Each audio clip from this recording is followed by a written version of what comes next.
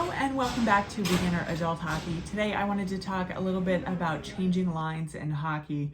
I have a little bit of a sore throat and I'm a little bit tired. I actually took a hockey team to Europe last week and I'm going to be editing that video. It was kind of a travel experience and so I'm going to tell you a little bit about that, but I didn't have time to edit that video this week. So I wanted to do a quick sort of rules, sort of procedure video this week, which is how to change lines. So changing lines is basically when you're playing hockey and the person that you're switching with gets off the ice and you go on the ice. So say you're a left wing and the other person's a left wing and they get tired and they come off, you go on. That's what changing lines is. But how do you change lines and how do you know when to change lines? So to start with, you should change lines basically when you're tired. Generally, that's going to be anywhere from 45 to 75 seconds. I know that that seems quick, but that's how quickly you need to get on the ice and off the ice. And trust me, you will get tired in 45 to 75 seconds.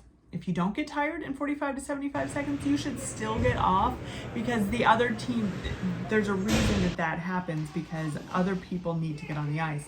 If you're playing with somebody who's out there for 5 minutes, but then you're only out there for a minute, it's not really fair to you. So switch when you are tired, and then there's a couple other times when you should be switching. First, you should be tired. The second thing that should happen is one, the puck's in your offensive zone or it's headed to your offensive zone. You should never change lines when the defense is in their defensive zone. Occasionally it's going to happen because you're so tired and you're not contributing at all because you're so tired. But if it's in your defensive zone and the other team has the puck and you switch lines, it means that your team is now down one player and it's in the defensive zone, which gives your opponent a huge benefit. So don't switch lines when the defensive team has the puck the other team has the puck in your defensive zone. If your team has control of the puck, even if it is in your defensive zone, that's generally a good time to change. Or if you're headed past the bench toward your offensive zone and you are close and it's quick and easy to change. And one of the other times is icing. If somebody has iced it, then that's always a good time, even if they don't blow the whistle, because that's going to give you extra time to give back to the bench. Or if the other team is on a delayed penalty. And what that means is that they've caused a penalty, but the whistle has not yet been blown because they have not yet touched the puck. So that generally means that your team does have possession of the puck. Those are all good times to change lines. But just know that if you are on the opposite side of the ice from your bench, that it's going to be a lot harder to change lines because you have further to go. Whereas if you're on the side of your bench, it's going to be a lot easier. There are a couple different ways that we play hockey that are going to affect how you change lines. So the first one is just simply changing with your line. So I'm going to try to, my little board that I got.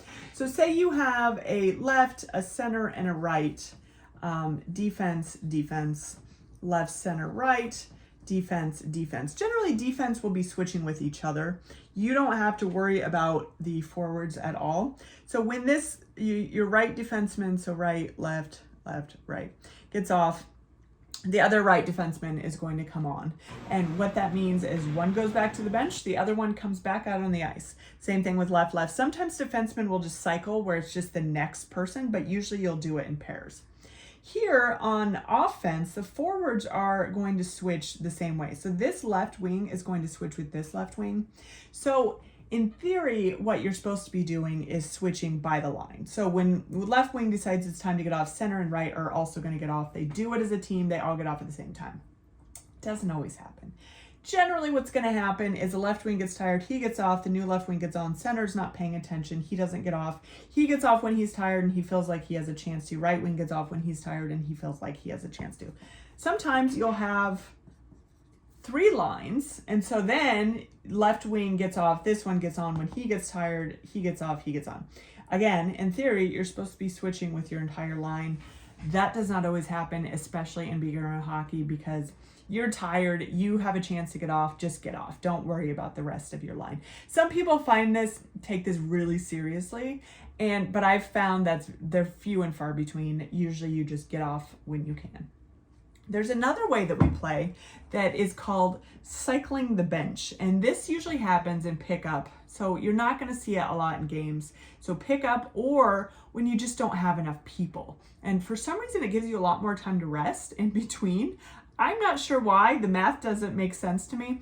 But basically what that means is you're still going to have positions, but you're not going to have set positions. People are going to line up on the bench. Say you have 10, say you have 10 players here.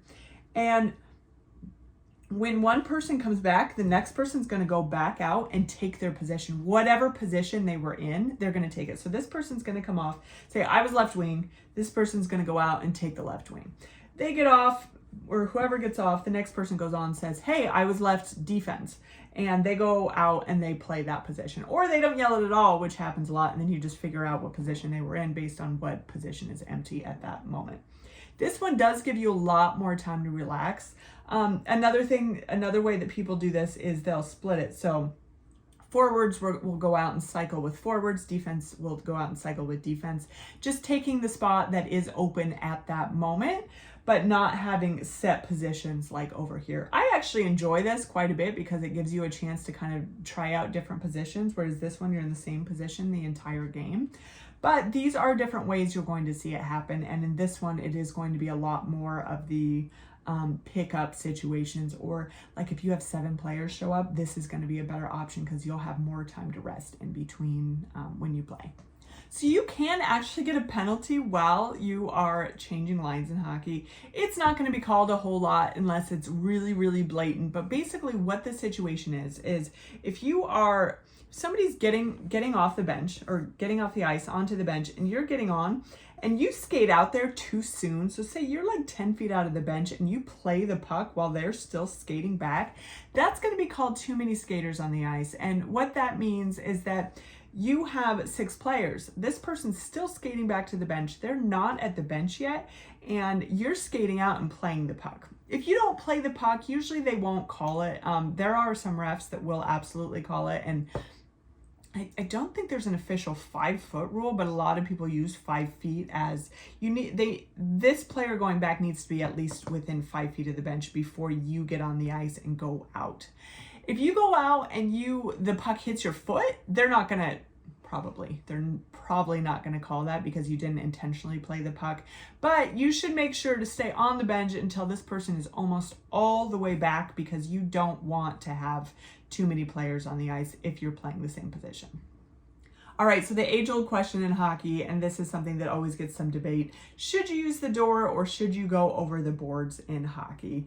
Some players will make fun of you if you use the door, but honestly, that's kind of stupid, so really don't pay attention to that. I would recommend, if you can, to go over the boards, and the reason for that isn't just that people won't say stuff to you. Again, stupid if they do. But it's because you can use the entire bench to go over. You don't have to worry about getting down to the door or being in people's way or anything.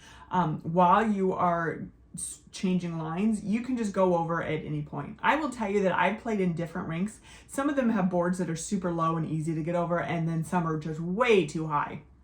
I never come back in over the boards because all of them are too high for me, but I have a friend who's like 5 feet tall who goes over the boards both ways. So if she can do it, I'm pretty sure anybody can do it.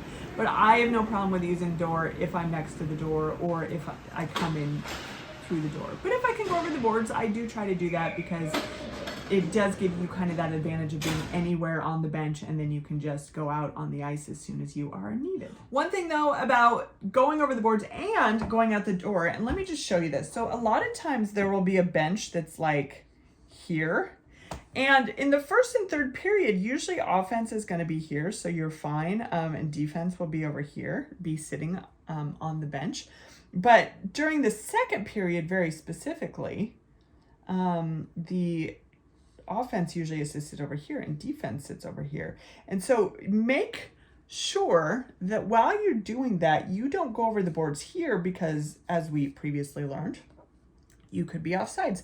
If this is your offensive zone, say you go over the boards here and then one of your players skates in with the puck, you are going to be offside. So you need to make sure that either you go over the boards here or that the puck is not even close to your zone or it's already in your zone if you're coming over here. Because if you come over here and then they bring the puck in, then you're going to be offsides and then they're going to blow the whistle and bring it back out anyway. So that's one thing to pay attention to when you are both going over the door or over the boards when you are changing lines, especially if you are in the second period and a forward. Obviously, it's going to be the opposite if you're a defenseman and in the first and third periods. So that was a quick overview of changing lines in hockey. There's some etiquette in there, but then there's some actual hard and fast rules. So if you have any questions, let me know. Let me know if I explain that is to the full extent that I was hoping to explain it to. And don't forget to let me know about any videos you want to see in the future and subscribe and like below. Thank you.